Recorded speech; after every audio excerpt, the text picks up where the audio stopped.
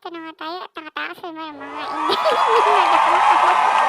So, ayan, nakatakas na naman kami at habang kami tumatakas, nakarating po kami sa para pumunta sa pinakamamurang boat dito sa Dubai. At nakapupunta kami sa beach. Baba namin dito sa aming parking area.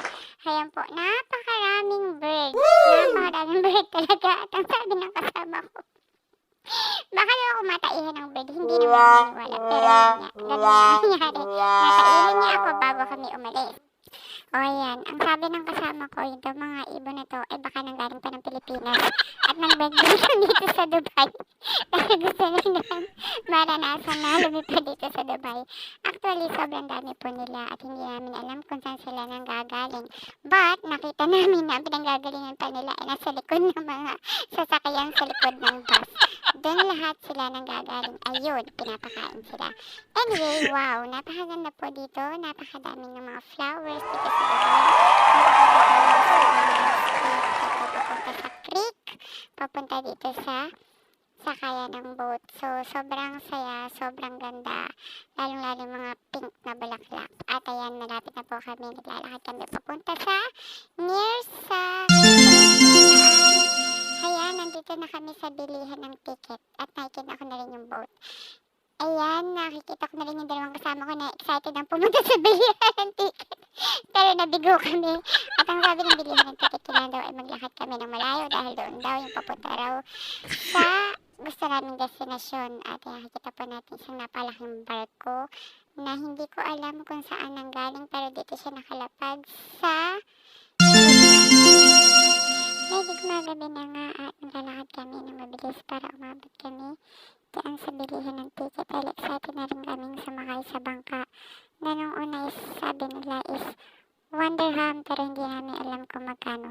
Ayan, nakasakay na po kami sa bangka. At pero ayan, sobrang excited, hindi ko na na-videohan kung paano kami bumili ng ticket. Basta nandito na kami sa bangka at nakikita nyo naman, ayan, napakaluwang ng katubigan dito sa Dubai. At kapag ayan, mukha naman siyang safe. Meron pa siyang mga light vest, meron pang mga anik-anik na pwede mong gamitin in any cases, emergency.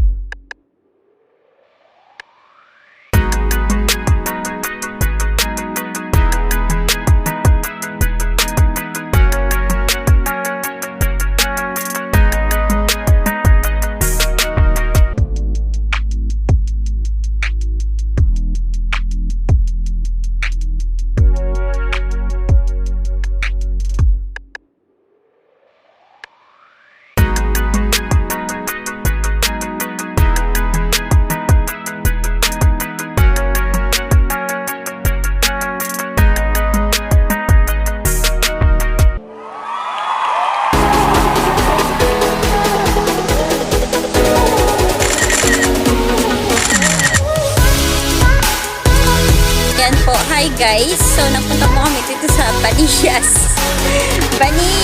Station para lang bumili ng bulaklak that is worth 10 dirham para po sa Valentine's Day tomorrow.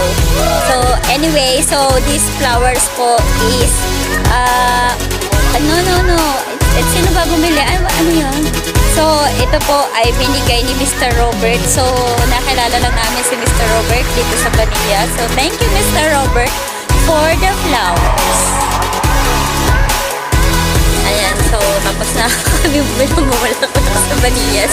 So, babalik na po kami sa Old Souk para po makabalik na sa aming lugar. Charan! So, nakakain na po ulit kami sa boat. Ayan, isa sa mga boat. So, this is the boat. So, pupunta na kami sa Souk Station. Ayun, si Kuya Pilipino. Sana although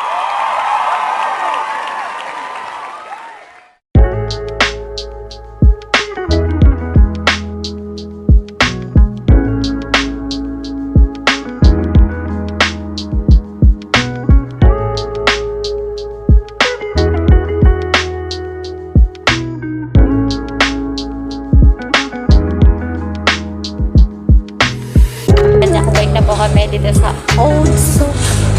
So, we come here. Galing po kami ng Baniyas Station. From the boat, now, pauwi na po